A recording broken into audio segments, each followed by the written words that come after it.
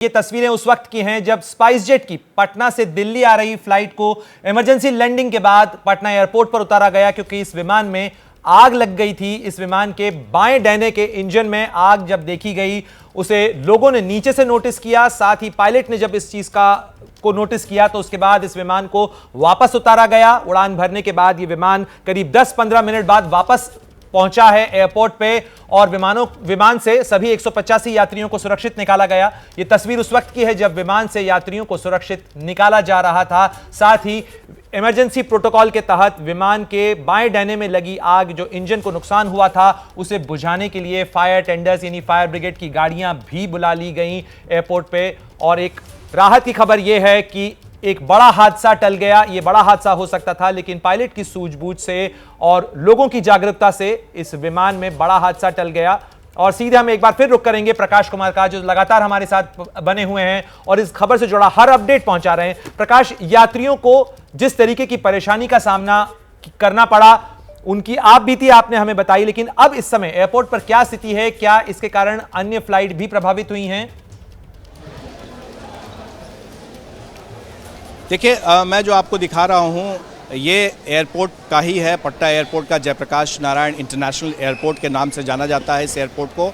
और ये अभी जितनी फ़्लाइट्स है दोपहर की, वो साफ दिखा रहा है कि कुछ का सिक्योरिटी हो रहा है, कुछ का बोर्डिंग शुरू हो चुका है और कुछ जो है वो समय पर है। तो जाहिर है कि इस फ्लाइट की वजह से जो लोगों को परेशानी हुई थी, वो लोग अपनी आपबीती बता रहे थे, अपना अनुभव बता रहे थे कि कैसे एक बड़ा हादसा टल गया और उस हादसे में कुछ भी हो सकता था।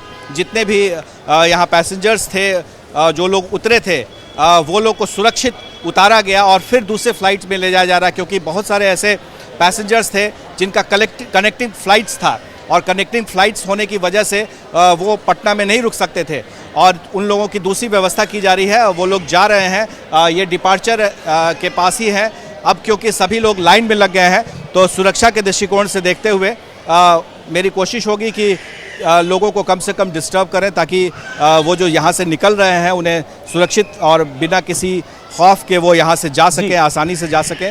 तो दूसरे जितने फ्लाइट्स हैं, प्रकाश, दर्शकों की सुविधा के लिए अगर आप एक बार फिर से बता सकें कि सिलसिलेवार तरीके से घटना कैसे हुई थी, ये घटना किस समय इस विमान ने उड़ान भरी थी, एक बार अगर आप सिलसिलेवार तरीके से बता। तुरंत हम जानकारी करके, मुझे जानकारी मिली तो तुरंत सुदूर क्षेत्र में हम भी थे, अभी तुरंत आने का काम किए हैं। जैसे होता है मैं बताता हूँ आपको।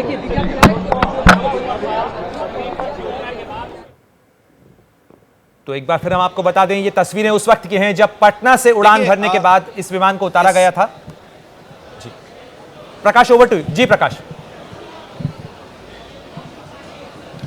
हाँ, मैं बता रहा था कि जैसा कि एक पैसेंजर ने बताया जो दिल्ली जा रही थी, दिल्ली की ही थी, तो उन्होंने बताया कि 10:30 बजे वो यहाँ आ चुकी थी और अपने परिवार के साथ यहाँ पर मौजूद थी और यहाँ से फिर प्लेन में वो बोर्ड की और बोर्ड करने के बाद जैसे ही फ्लाइट का टेक ऑफ हुआ, ठीक उसी समय में उड़ते के साथ मुझे लगता है कि वो, उनका कहना था कि हार्डली 10 से 15 मिनट, हालांकि 10 से 15 मिनट काफ़ी होता है, टेक ऑफ से ऊपर जाते वक्त जो भी वक्त लगा हो, वैसे ही तुरंत ये इस हादसे के बारे में उनको जानकारी हो गई थी, पायलट को जानकारी हो गई थी और नीचे सूचना एडमिनिस्ट्रेशन को मिल चुकी थी कि एक फ़्लाइट है जिसमें आग दिख रहा है। लोगों ने नीचे से भी गौर किया था और उसी के मद्देनज़र जो है यहाँ पर सारी तैयारियाँ कर ली गई थी। एम्बुलेंसेस बुला लिए गए थे, फायर ब्रिगेड की गाड़ियाँ बुला ली गई थी और यहाँ पहले से भी फायर ब्रिगेड की गाड़ी यहाँ मौजूद रहती है, उसे रखा गया था।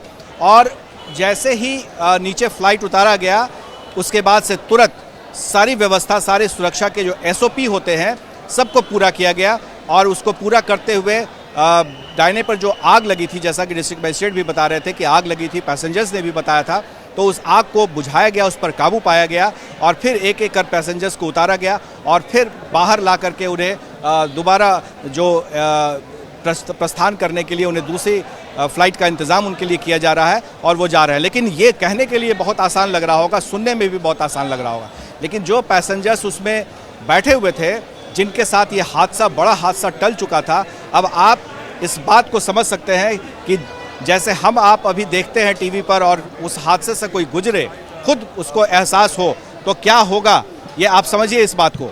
तो इसलिए ये काफ़ी जो पैसेंजर्स थे उनके लिए मौत के मुंह से बाहर निकलने वाली बात हो गई कि वो कैसे बाहर निकले और बाहर निकलने के बाद फिर वापस फ्लाइट में जा रहे हैं, क्योंकि उनके पास कोई दूसरा चारा नहीं है। बहुत सारे के कनेक्टिंग फ़्लाइट्स हैं और बहुत सारे लोगों को बहुत सारे अर्जेंट काम होते हैं, जिस वजह से लोग फ़्लाइट का भी सहारा लेते हैं, तो शेड्यूल टाइम रहता है।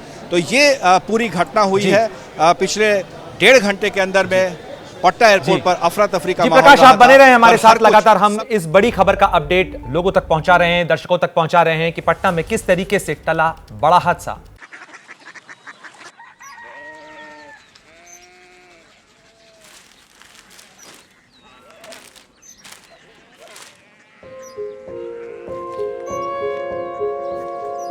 बाबा बाबा Korea city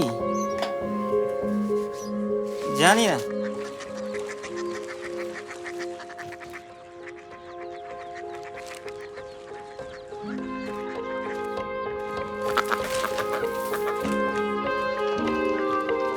Korea city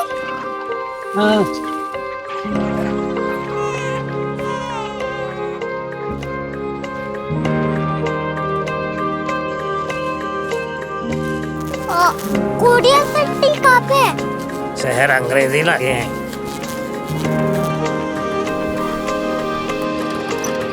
Korea city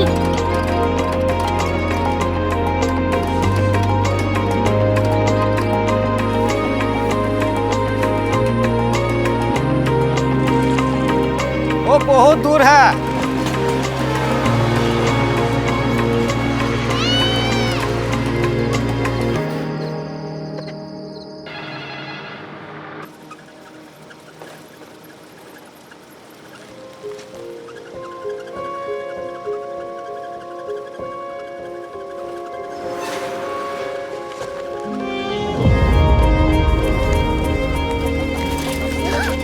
Korea city दुनिया को कुछ लोग बड़े होते हैं। कोरिया सिटी कहाँ है? प्रोफेसर साहब को पता होगा। हो, ये छोटा वाला ग्लोब लगता है और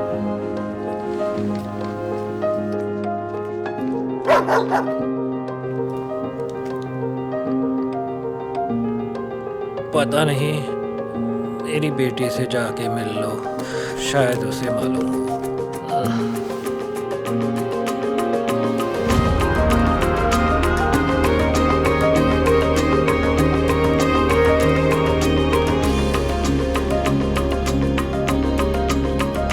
हाय, बाबा ने भेजा है। Come here. Korea city Korea city नहीं, क्यूरियोसिटी। वो क्या? That's what brought you here. जो तुम्हें यहाँ तक ले आया। क्यूरियोसिटी